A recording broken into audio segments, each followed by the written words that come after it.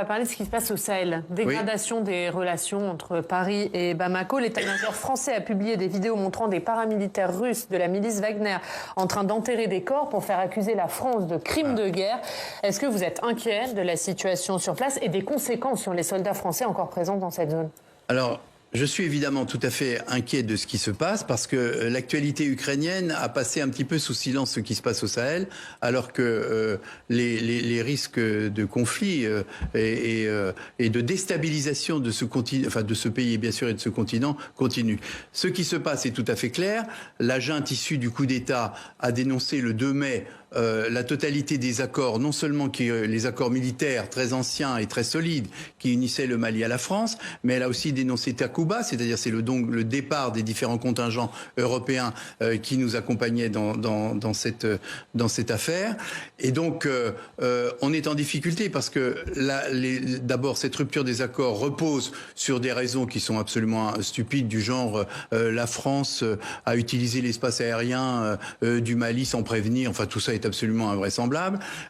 Et en plus, on se sert une nouvelle fois des milices Wagner, quand même pilotées par la Russie, qui a tenté un coup en essayant de monter un faux charnier, des malheureux qui sont morts, et ils ont tenté d'enterrer ces gens comme si c'était les forces françaises qui avaient exécuté des gens. Par chance, nous avons quand même un certain nombre de satellites qui circulent dans le coin et qui ont pu démonter cette manœuvre grossière. Mais ça montre bien là encore à quel niveau nous en sommes. Je veux dire, il n'y a plus de respect de règles internationales. On voit maintenant des milices qui agissent pour le compte d'un certain nombre de gouvernements, et notamment celui-là. C'est absolument dramatique parce que je pense que le Mali paiera très cher le fait de s'être séparé de manière aussi violente des forces françaises qui ont quand même, depuis 8 ans, assurer la souveraineté de ce pays. Et moi, je pense ici encore à ces 57 jeunes qui ont laissé leur vie pour le Mali. Et donc... Justement, est-ce qu'on n'est pas dans une sorte de retour au point de départ pour le Mali? Et finalement, ces opérations Serval et Barkhane, elles n'ont peut-être servi à rien? Elles n'ont pas servi à rien puisqu'elles ont permis pendant un temps certain de mettre un terme aux agissements de tous les groupes terroristes qui fonctionnaient. On en a quand même neutralisé un certain nombre. On ne sait pas dans quel état serait le Mali si la France n'était pas intervenue. Et moi, j'ai beaucoup de craintes pour le nord du Mali, c'est-à-dire pour tous les pays du Maghreb qui peuvent être contaminés s'il y a un État voyou, un État terroriste, un califat qui s'installe à Bamako. Et je pense que la junte agit de manière bien irresponsable. Et notre grand souci, le mien, celui de la Commission, celui du Sénat, mais celui de tout le monde, j'imagine, c'est d'assurer la sécurité de nos soldats qui restent encore pour un nombre conséquent et qui sont en train de déménager les différentes installations. Et qui ne sont pas en sécurité aujourd'hui. Évidemment. Et puis vous savez, au moment du déménagement, tout ne peut pas se faire par avion, donc il va y avoir des cortèges qui vont s'organiser, des cortèges de transport. Donc tout ceci est un vrai souci. Avec des risques d'attaque. Bien sûr, évidemment. Merci Christian Cambon. Voilà. Je tenais à vous faire écouter cet élément dans lequel s'est exprimé, monsieur Christian Cambon, président de la Commission des Affaires étrangères et de la Défense au Sénat français. Vous avez bien noté, je l'espère, la menace qui a été ouvertement formulée. La promesse d'une punition sévère contre le Mali. Le Mali paiera cher d'avoir rompu de manière, dit M. Cambon, violente, les accords avec la France. Mais moi, je voudrais reprendre tout le raisonnement de M. Cambon et montrer jusqu'à quel point il y a de l'irresponsabilité dans cette commission et jusqu'à quel point ce sénateur est un irresponsable, indigne de représenter le peuple français. Parce que ce n'est pas pour cela que nous élisons des députés et des sénateurs, pour avoir des gens qui ont une maîtrise aussi superficielle, une maîtrise aussi nulle des dossiers que le peuple leur confie. Examinons les choses. Monsieur Cambon nous dit que le Mali a dénoncé les accords qui le liaient avec la France sur des bases stupides, sur des bases invraisemblables. Donc toute l'argumentation que le Mali a produite pour justifier de la dénonciation des accords avec la France, toute cette argumentation eh bien, M. Cambon lui oppose une seule réponse, stupide et invraisemblable. Avec les mots stupide et invraisemblable, est-ce que M. Cambon a démontré que le premier argument malien, à savoir que la France a agi unilatéralement, sans consulter son partenaire malien, en juin 2021, en annonçant qu'elle n'allait plus coopérer avec l'armée malienne pour combattre les terroristes. En février 2022, en annonçant qu'elle retirait Barkhane, qu'elle installait Takuba, sans avoir consulté la partie malienne. Est-ce que, factuellement, la partie française n'a pas violé unilatéralement les conditions de l'accord, des accords qui avaient été passés? Oui. Mais M. Cambon dit, c'est stupide, c'est invraisemblable. Donc, vous voyez que Christian Cambon ne veut pas parler du sujet. Il s'attaque à la personne, il ne s'attaque pas à la chose. Il fait des argumentum ad hominem, des arguments contre la personne. Il ne fait pas des argumentum, il ne fait pas de l'argumentum ad rem, des arguments à propos de la chose. Il ne veut pas parler de la chose, de l'objet du différend franco-malien. Il s'attaque directement aux dirigeants maliens qu'il traite de juntes, d'irresponsables, de stupides, comme d'habitude. Deuxième argument malien. Le Mali s'est plaint du fait que la partie française a régulièrement violé son espace aérien. Monsieur Cambon, qui est président d'une commission du Sénat, n'a ouvert aucune enquête, n'a demandé l'ouverture d'aucune enquête pour vérifier les allégations maliennes. Mais il dit que ces allégations sont stupides, qu'elles sont invraisemblables, que les responsables maliens sont des irresponsables, que c'est une junte. Une fois de plus, l'argument malien c'est vous avez régulièrement violé notre espace aérien et la réponse d'un élu du peuple français, le sénateur Christian Cambon, c'est vous êtes stupide, vous êtes irresponsable, ce que vous dites est invraisemblable, nous allons vous punir. Qui parle le langage de la raison et qui parle jusqu'ici le langage de l'émotion? L'émotion, c'est Christian Cambon. La raison, c'est le gouvernement malien. Troisième argument du gouvernement malien. Il accuse la partie française d'avoir espionné des parties de son territoire où il ne lui est pas autorisé d'être présent. Il prend pour cela l'affaire du charnier de Gossi. La partie malienne dit la France s'était retirée de la région du camp militaire de Gossi. Ce camp militaire était désormais sous la responsabilité du Mali. Pourtant, la partie française prétend qu'elle a continué à espionner et à filmer des activités supposées de la partie malienne. Ce qui est une violation, une fois de plus, du principe de la souveraineté de l'armée malienne sur son sol. Nous sommes 951 personnes, faites 951 partages, et il y a des forces qui veulent nous interrompre. Apparemment, notre travail d'information, d'éveil, de sensibilisation, de conscientisation fait souffrir la France-Afrique. Protégez votre mission. Elle est d'ores et déjà menacée. Le troisième argument de la partie malienne, c'est que la partie française s'est permise d'espionner, de surveiller, de filmer le territoire malien sans l'autorisation du gouvernement. C'est vrai que nous sommes ici en France. L'État français ne peut pas accepter que le Mali viennent espionner les activités de l'armée française par des satellites au-dessus de la France. La France ne peut pas accepter que le Mali espionne le territoire français et les activités de l'armée française par des satellites. Donc l'argument malien, l'accusation d'espionnage, la réponse de la partie française représentée ici par M. Cambon, c'est de dire « Vous êtes stupide, ce que vous dites est invraisemblable, vous êtes une junte, nous allons vous punir. » Il y a eu 3 arguments maliens.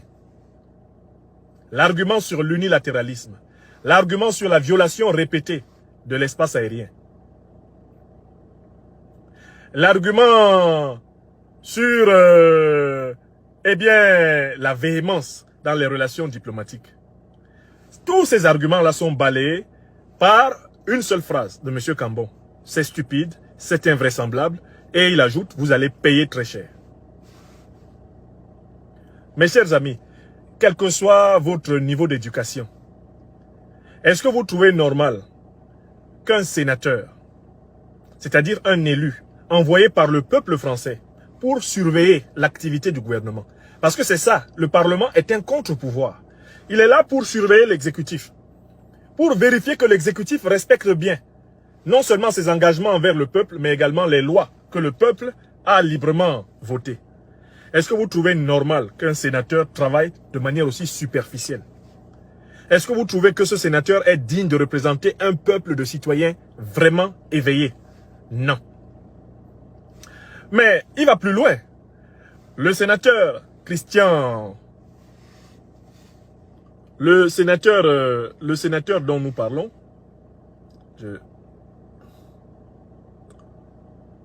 Excusez-moi, je règle juste ça. Hop. Donc, le sénateur dont nous parlons, le sénateur Christian Cambon, il va plus loin. Il rappelle qu'il y a 57 soldats français qui sont morts en effet au Mali. Mais est-ce que les autorités maliennes ont jamais nié ou ont jamais fait preuve de manque de reconnaissance envers les soldats français morts au Mali? D'autant plus que ces soldats eux-mêmes sont victimes d'une politique internationale qu'ils ne conçoivent pas. Comme le peuple malien est victime d'une politique internationale qu'il ne conçoit pas. Comme les militaires maliens sont victimes tous les jours d'une politique internationale qu'ils ne conçoivent pas. Moi, je n'ai jamais noté le moindre mépris pour les soldats étrangers morts au combat contre les terroristes au Mali. Mais, l'argument le plus intéressant est le suivant. Monsieur Cambon, là, ce monsieur-là qui parle, est-ce qu'il ne sait pas qui a détruit la Libye, assassiné Kadhafi et déstabilisé le Sahel? Je recommence la question. Monsieur Christian Cambon, président de la commission, sénateur, président de la commission de défense et des affaires étrangères au Parlement français, est-ce qu'il ignore la puissance qui a bombardé, détruit la Libye, assassiné Kadhafi et permis la déstabilisation du Sahel par Al-Qaïda et l'État islamique qui se sont servis dans les soutes d'armes et de munitions de Kadhafi pour envahir le Mali, le Burkina, le Niger, le Tchad, le Cameroun, le Nigeria, la Côte d'Ivoire, maintenant le Togo, le Bénin. Est-ce que M. Christian Cambon ignore que c'est la France de Nicolas Sarkozy, les États-Unis de Barack Obama et Hillary Clinton, la coalition de l'OTAN qui est responsable de la déstabilisation de l'Afrique et qui est donc responsable de l'invasion terroriste actuelle? En dernière analyse, qui est responsable de la mort de 57 soldats français au Mali? Ce sont ceux qui ont tué Kadhafi, déstabilisé la Libye et déstabilisé le Sahel. Ce sont eux les principaux responsables de toutes les vies humaines qui ont été perdues à la suite de l'invasion terroriste qu'ils ont facilitée. Sarkozy, Obama, Hillary Clinton et l'ensemble des dirigeants de l'OTAN. À l'époque de la destruction de la Libye en 2011, sont les principaux responsables des morts de Libye, des centaines de milliers de morts de la Libye, des morts du Mali, des morts du Niger, des morts du Tchad, des morts du Cameroun, des morts du Nigeria, des morts du Mali, des morts du Burkina Faso. Ce sont eux, ceux qui ont détruit la Libye, assassiné Kadhafi et facilité, comme il le disait, we will finish the job, l'invasion de l'Afrique. Donc, selon un principe logique qui dit, et juridique qui dit, nul ne peut se prévaloir de ses propres turpitudes, Monsieur Cambon, s'il était logique, devrait commencer par s'en prendre à Nicolas Sarkozy de Nagui Bokcha, s'en prendre à Barack Hussein Obama, à Hillary Clinton, à l'ensemble des dirigeants de l'OTAN qui ont créé la situation dans laquelle des soldats, des pauvres soldats français sont venus mourir. Mais puisqu'il joue à ce jeu, faire semblant de ne pas savoir que la responsabilité de la France, la responsabilité des États-Unis, la responsabilité de l'OTAN est engagée dans la déstabilisation actuelle de l'Afrique, du Sahel en particulier et du Mali, puisqu'il fait semblant de ne pas s'en rendre compte. Mais posons à nouveau la question à M. Cambon. Mais écoutez, entre les Maliens, globalement entre les Africains et les Français, qui est plus mort pour l'autre que qui? Je recommence la question.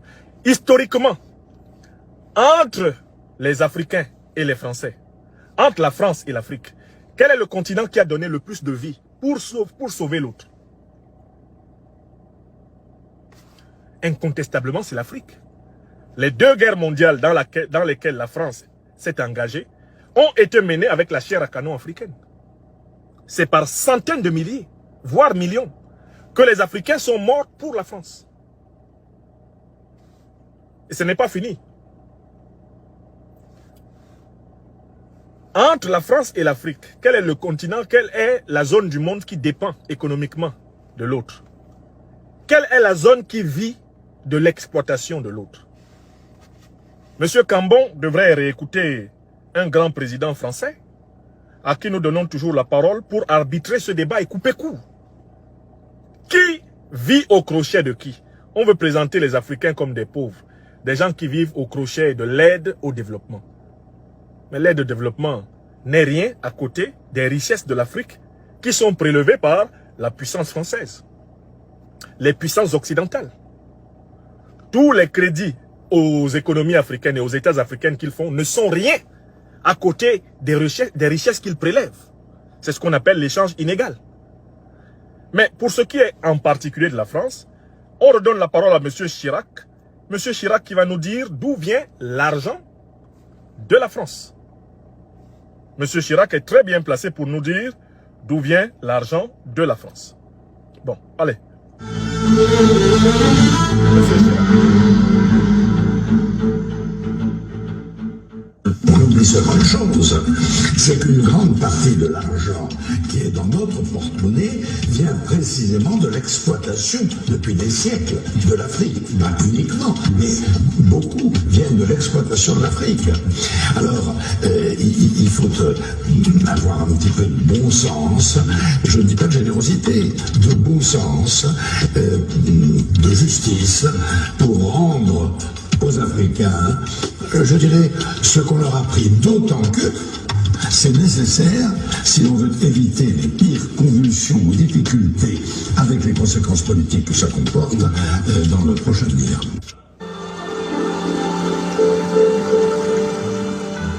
Merci, Monsieur Chirac. Merci, Monsieur Chirac. Donc, d'abord, en matière de dette de sang, l'Afrique en a versé plus pour la France que la France pour l'Afrique. Même le Mali, les Maliens sont plus morts pour la France que des Français pour le Mali. Donc on ne peut pas faire de chantage aux hémoglobines au peuple malien.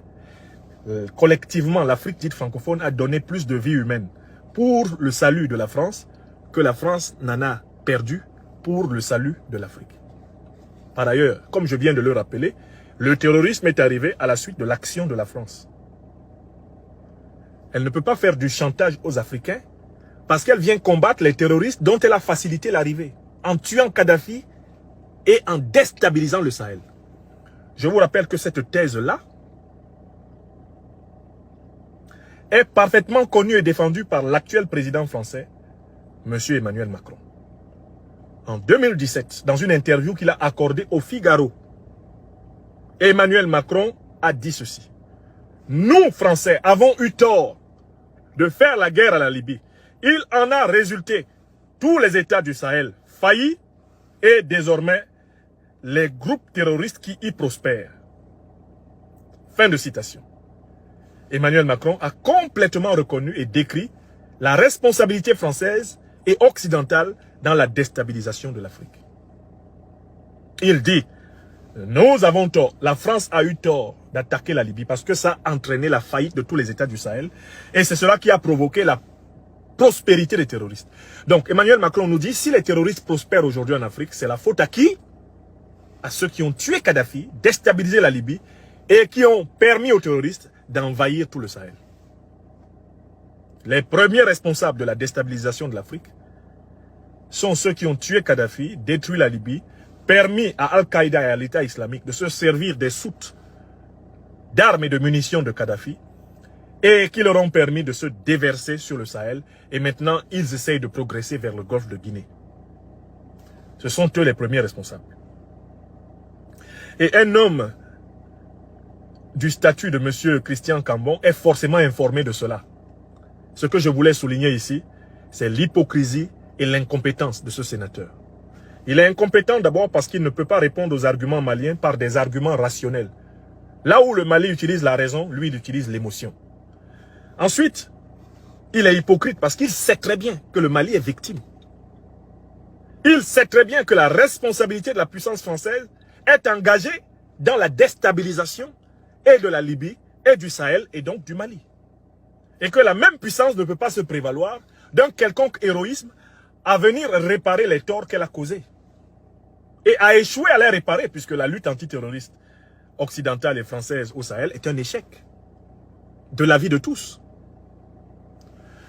Mais je voudrais enfin insister sur un dernier point.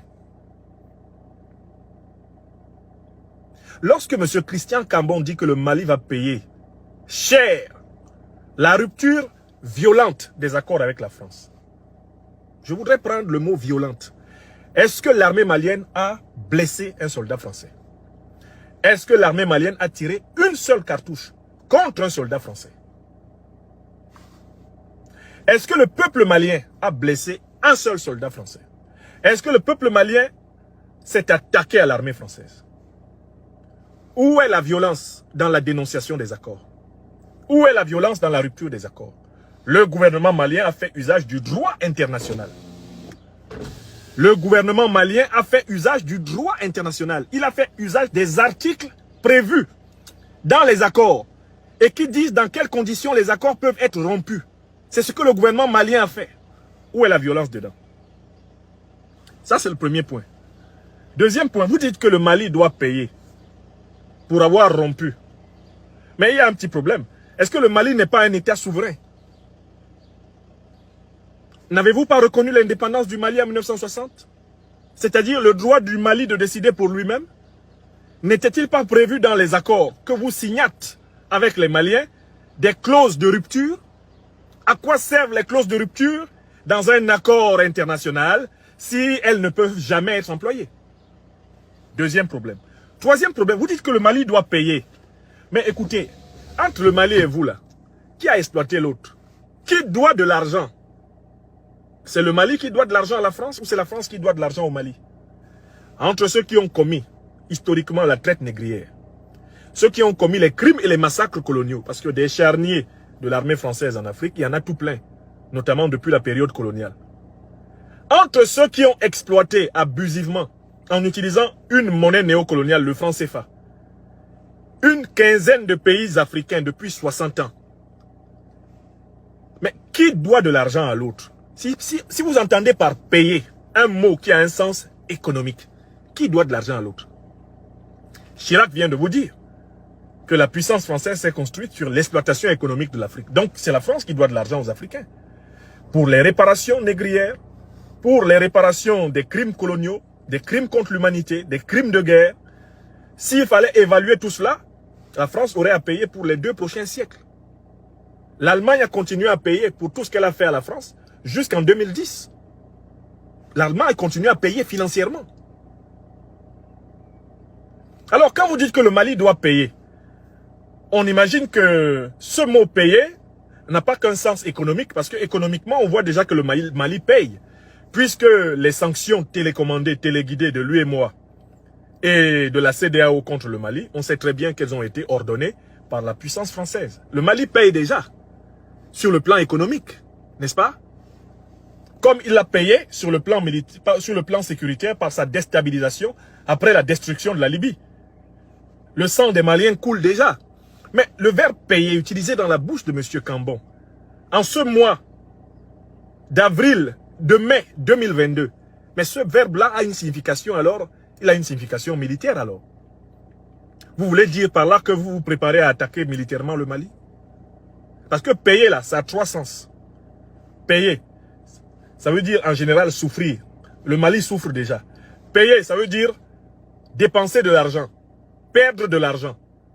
Le Mali dépense déjà et perd de l'argent puisque vous avez ordonné la confiscation de ses biens, le vol, le braquage de ses avoirs à la banque centrale. Donc, on doit prendre le 3e sens du verbe payer. Vous prépareriez-vous à vous attaquer militairement et ouvertement au Mali pour renverser le gouvernement de transition et installer des marionnettes à Bamako? Est-ce que la France-Afrique veut nous ouvrir une vieille page d'histoire archaïque? Est-ce que vous souhaiteriez vous attaquer au Mali comme Sarkozy s'est attaqué à Kadhafi, à assassiner Kadhafi? Est-ce cela qu'on veut faire à Assimi Goïta maintenant? nous sommes en droit de nous poser ces questions. Qu'est-ce que ça veut dire? Dire le Mali va payer. Est-ce l'annonce d'une guerre?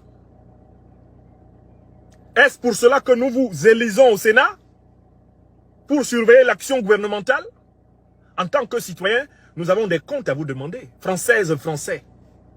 Nous devons demander à M. Cambon pourquoi il veut ouvrir le front d'une nouvelle guerre. Déjà, on est dans une situation délicate. Avec nos vies qui sont menacées par la politique étrangère qui est menée dans le conflit russo-ukrainien, nous qui vivons en France pouvons à tout moment être victimes des rétorsions de la politique étrangère qui est menée par nos autorités. Et là, maintenant, vous annoncez que le Mali va payer.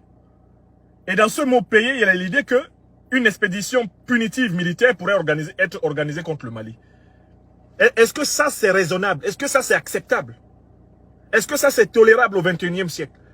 Le Mali n'est-il pas un État souverain? Le simple fait qu'il ait dénoncé juridiquement, judiciairement des accords, vous donne-t-il le droit de le menacer de mort, le Mali?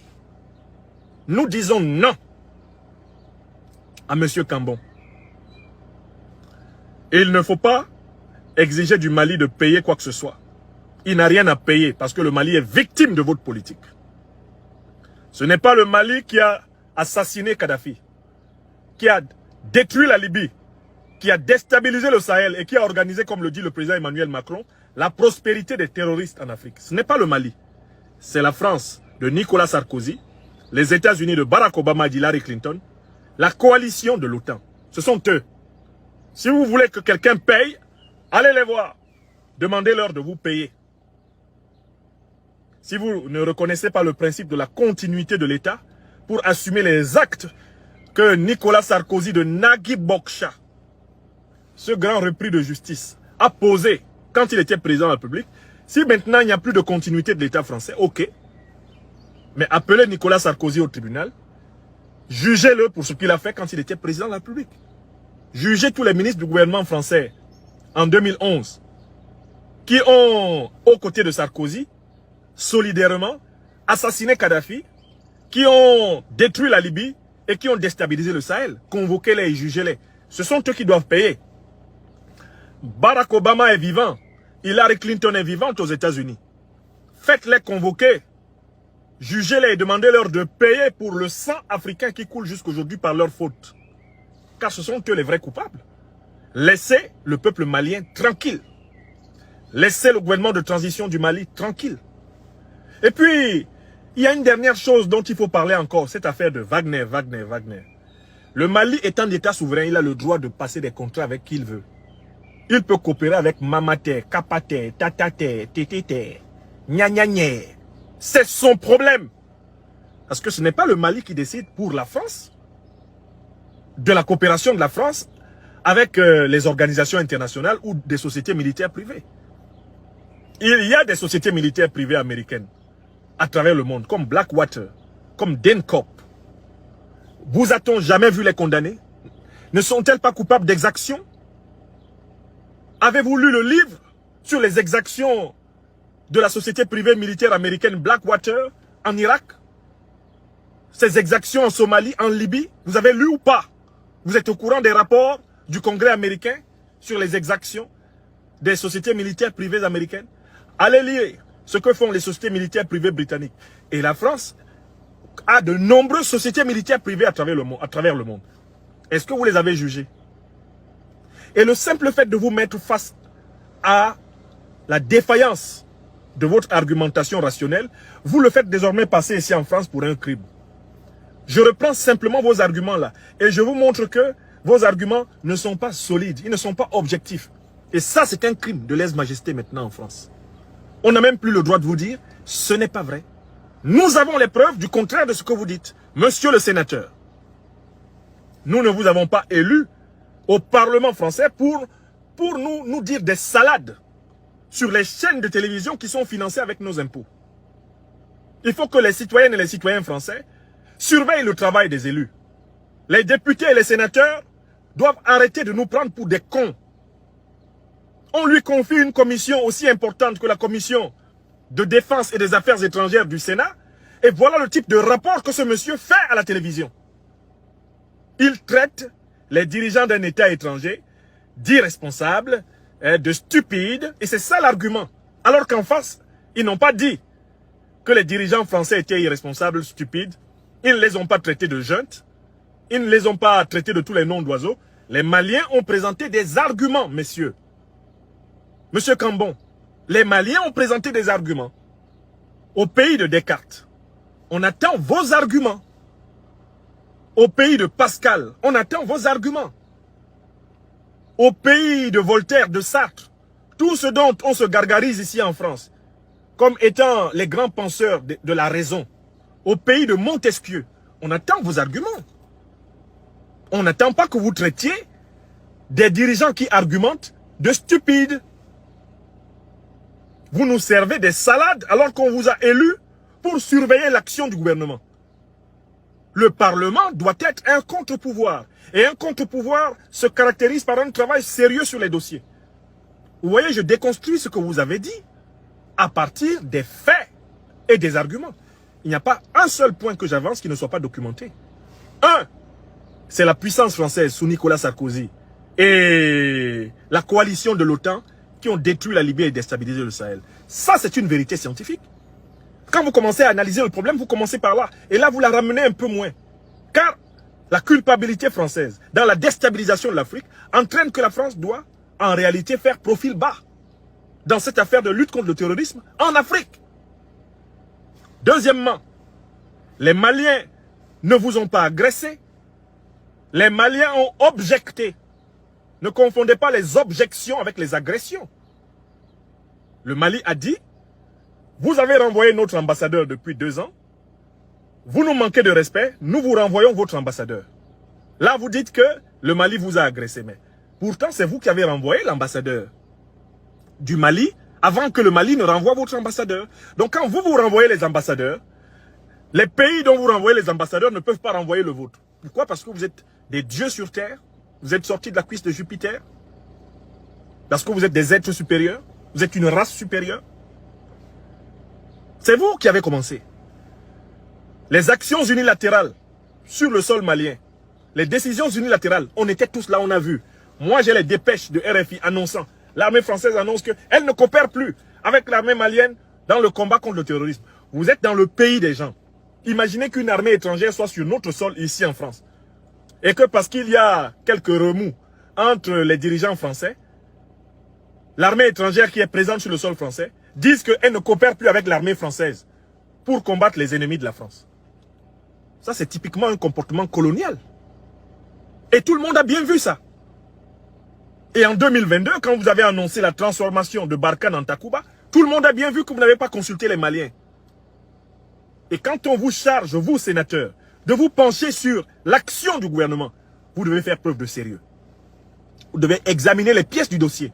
Vous devez poser les bonnes questions. C'est juste incroyable qu'on ait un tel affaissement du niveau intellectuel dans nos institutions ici en France. Voilà quelqu'un, et il est face à une journaliste qui ne lui dit pas, mais monsieur le sénateur, est-ce que c'est sérieux ce que vous dites? Les Maliens ont produit des arguments, monsieur le sénateur.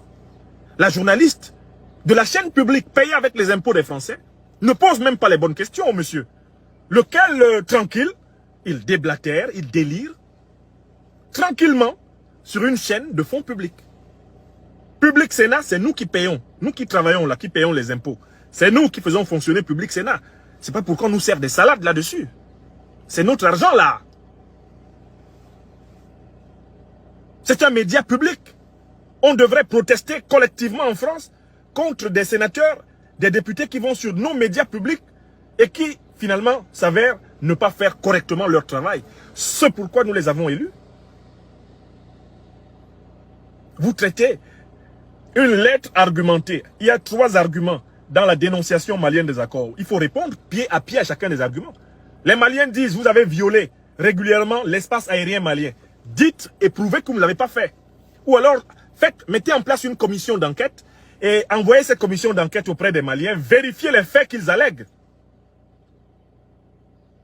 Allez demander aux Maliens de vous donner les preuves que leur espace aérien a été régulièrement violé et utilisé de manière désinvolte par l'armée française. Voilà le travail d'un véritable Sénat. Voilà le travail d'un véritable parlementaire. Non pas les navets que j'ai entendus. Donc, mes chers amis, j'ai voulu absolument veiller à ce que vous écoutiez les propos de monsieur le sénateur Christian Cambon, afin que nul n'ignore ce qui pourrait se passer dans les prochaines heures ou dans les prochains jours au Mali. C'est lui qui annonce que le Mali va payer très cher. C'est lui qui menace le Mali de représailles, alors que le Mali a utilisé le droit international. L'armée malienne n'a pas agressé l'armée française. Le peuple malien n'a pas agressé l'armée française. Mais c'est un sénateur français qui utilise une rhétorique de guerre. Ils vont le payer très cher. Et qui appelle l'usage du droit par le Mali un acte de violence. Mais qu'est-ce que c'est qu'un acte de violence? Dès lors qu'un partenaire qui a signé un accord avec vous le dénonce dans des termes juridiques, où est la violence dedans? Où est la violence dedans? Il a utilisé un article de l'accord. Il ne vous a pas tiré une cartouche dessus. La population ne vous a pas lancé un seul caillou même. Vous appelez ça violence. Parce que vous pensez que le Mali vous appartient, l'Afrique vous appartient. Eh bien non. Il va falloir redéfinir la voilure de la puissance française. L'Afrique n'appartient pas à la France.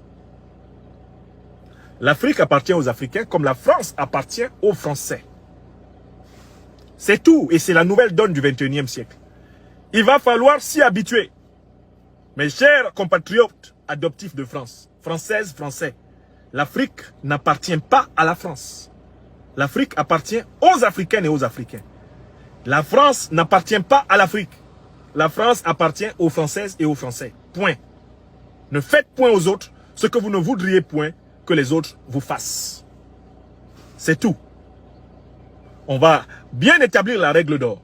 Et avec cette règle d'or, en France, on va construire une puissance enfin morale, une puissance respectueuse de ses propres valeurs.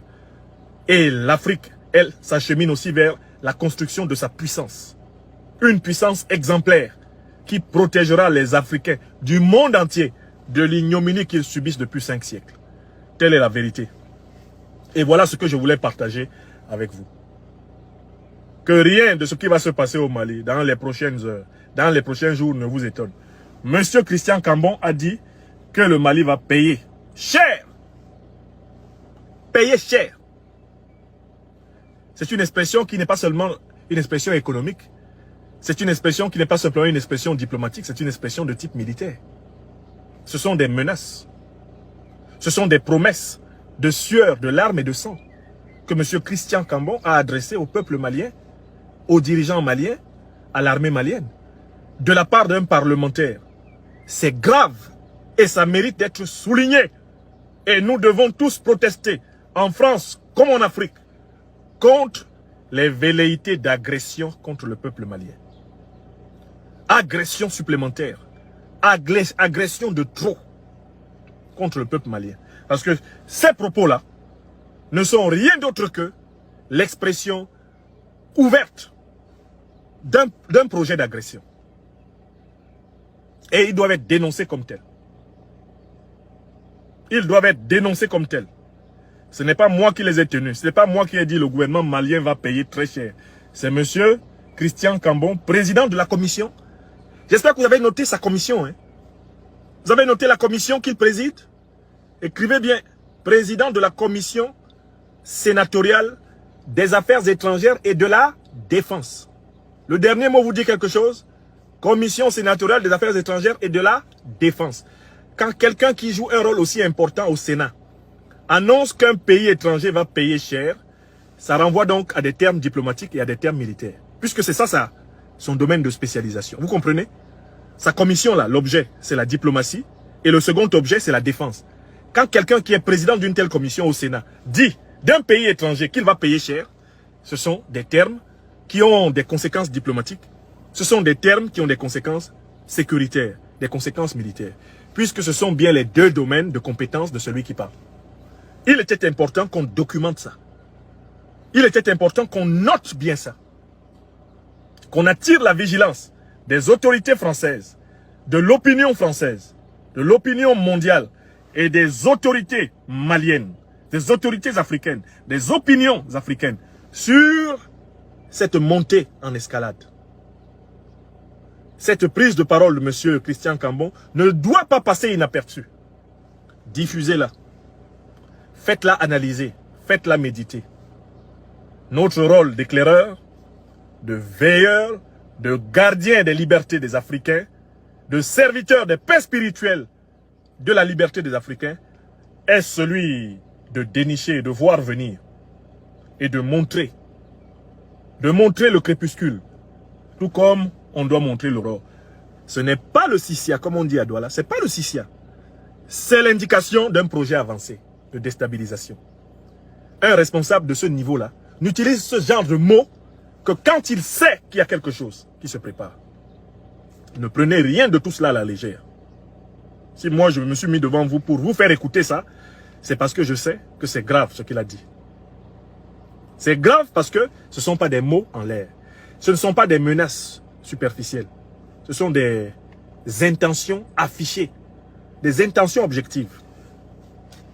On commettrait une très grande erreur de prendre cela à la légère. Merci mes chers amis. Je vous souhaite une bonne suite de journée.